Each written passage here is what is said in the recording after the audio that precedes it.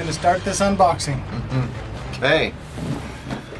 My least favorite part, believe it or not, is getting through the plastic. Oh, that's weird. That would be the least favorite part. I just find it clunky. No, I'm just teasing. I hate the plastic. All right. Lift the lid off and let's see what's in here. Excuse me. All right. Typical Blood Bowl sprue, of course. Gonna get into some of the teams. This looks like the College of Fire. And it looks like it might be just one of the sprues from the dwarf team. Yeah, isn't that Yeah. one of the dwarf? Oh, well, and that's a dwarf, and like The whole sprue is dwarf. Yeah, it looks like it might be one of the sprues from the dwarf. Yeah, dwarf box. Also, my favorite balls in the game are dwarf balls. Keep this family friendly. Sorry. Here we have, looks like an ogre sprue. Now I haven't looked. I purchased a box for the ogre team, and I'll bet this is one of the sprues in the box, but I'm not 100% certain. Probably, yeah. But you've got the coin from the ogres, it looks like. Yeah. And some of the big fat ogre bodies I know because I have one. This is the College of Shadow. Oh, that's right. And this is a Skaven sprue. Yeah. For sure. Yep. And you've got the Skaven symbol there on the coin. You've got a Skaven hand here, or claw, plus the Skaven sculpts. And here we have what looks like some Dark Elves that are also part of the College of Shadow. Yes, definitely Dark Elves. There's the heart, the telltale heart of the Dark Elves on the coin. Now, I actually don't own any Dark Elf. Neither do I. Elf stuff. I have a Dark Elf team that I converted from what are they? Not Sisters of something. It's the Daughters of Cain. Daughters of Cain, yeah. There we go. So one of my favorite things about Blood Bowl is seeing the different styles of balls. It looks like there's a ball here for the Dark Elves. It's a cracked egg. And it's got a tail coming out of it, maybe a dragon tail or a hydra tail. It's something I want to do when we play again is use the different ball rules that came in the other set. Like in the whatever book that was. Yes. Well, I don't know exactly all the rules, but here we have some parts to make treasure chests. I know you go through the dungeon in this game, open treasure chests, hoping to find a ball, and you take that ball to one of the two end zones, and that's how the game, you win the game and it ends as well, right with the first touchdown. Nice. So that's what this is for. You got portals. These will transport you through the dungeon, I believe. So I like that they have miniatures representing that. Yeah. And a little bit of art there. Yep. And some advertisements for some other stuff. Yeah, for more Blood Bowl stuff, which I highly support. Love Blood Bowl. We've got a nice hardcover book for Dungeon Bowl here. It's got the instructions for building the models in the same package with it. So, one thing I love about the GW books is they are always high quality. I've never had a bad book, and I'm sure it happens because, I mean, it's the nature of making things. Mm-hmm. However, these are very well done. They often include these ribbons, which is nice for finding your place. But the art's always fun, which reminds me, both art and one thing I love about Blood Bowl in particular is not just the art, but a lot of the flavor and fluff. It's just fun. It is. They don't take themselves too seriously. No. It's all for fun.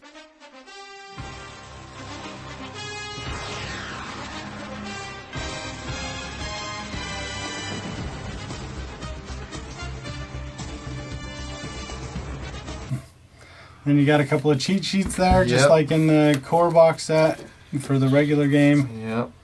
And then you got your Assembly instructions. instructions. Assembling. So they're nobblers is what they're called. The miniatures I was looking for. So they are here. So that means that. So that means these aren't. Oh, actually, they might be on the ogre sprue.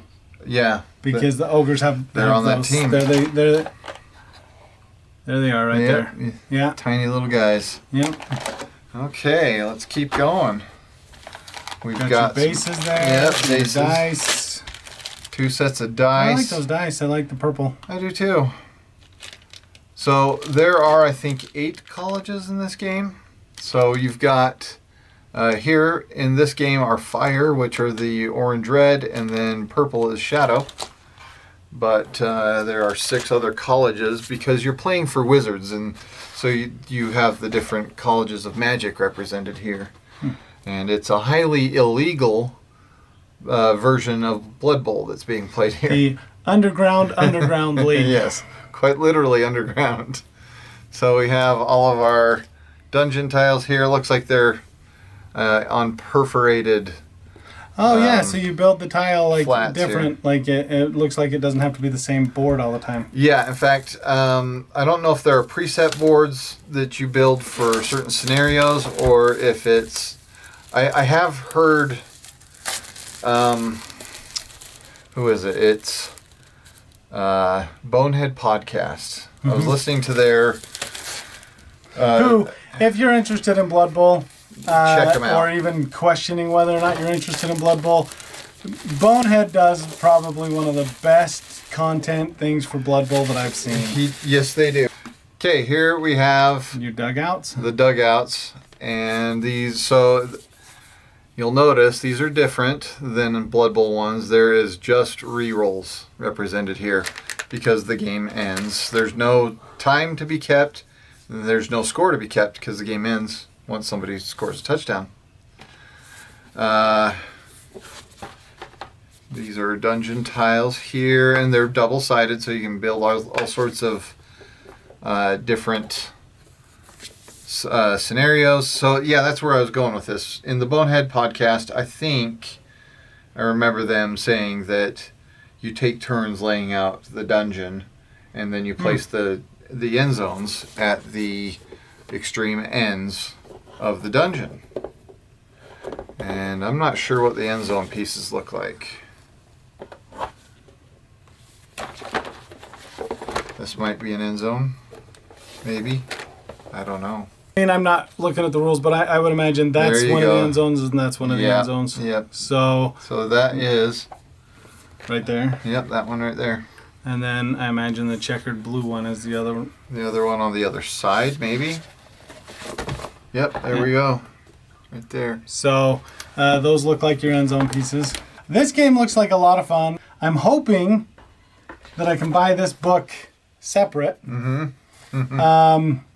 So that we could play some of this without having to share that. And this could be a fun one to do crafting stuff with. That's what for me, that's what I was thinking. Yeah. Like remaking those tiles. Why buy this when you can make it and do something that's more you? I mean, what's better than a 2D printed statue is an actual 3D statue that's painted up. This would be a lot of fun for all sorts of different ideas.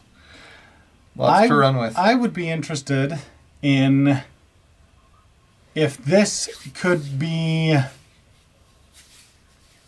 played like sevens in between a season, or like in between seasons or something, and play and build up some players that are in the underground league trying to get up and into stuff, or like I wonder if there's rules in there for anything like that. Yeah, that would be really interesting. Because that would be a lot of fun to do a season of Blood Bowl, then a season of sevens, then a season of Blood Bowl, then a season of this, then a season of Blood Bowl. I think that would be a lot of fun to do. In related news, Blitz Bowl is getting a full release. So I don't know if any of you are aware of Blitz Bowl. It is a Barnes & Noble exclusive. Yeah. And GW announced that it is going to have a full release with other retailers soon, and it's going to have its own box new box that it comes out with right now. What do they have? Do you remember? They have a Blitz Bowl 1 and a Blitz Bowl 2, and then they have some teams you can buy, some partial teams. Yeah. Which, by the way, the partial teams are great little boosters for Blood Bowl teams. If you have a Blood Bowl team, the Blood Bowl team that comes in the regular box does not have enough players to fill a whole roster in a season. Yes. But if you buy a Blood Bowl box to go with, a Blitz Bowl team to go with it, you can round out your team. Fairly well. I'm excited about this. Me too. Yeah, go ahead, like, subscribe, leave a comment, and we'll be back with another one. Yep. Thanks for watching.